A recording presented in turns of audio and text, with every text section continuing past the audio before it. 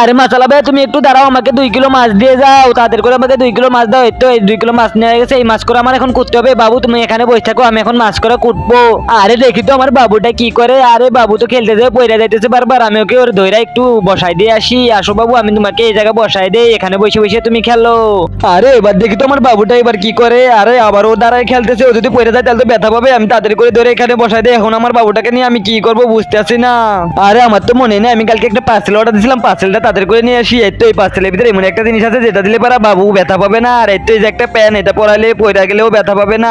খেলা এই সাদা কালো সাবস্ক্রাইব বাটনটা টিপে দিয়ে সাবস্ক্রাইব করবে, তার মা বাবা যেন 100 বছর বেঁচে থাকে, আমি দোয়া করে দিলাম। আর যারা এই ভিডিওতে একটা লাইক আর একটা কমেন্ট করবে, তাদের মনে আসা যেন পূরণ হয়ে যায়, আমি দোয়া করে দিলাম।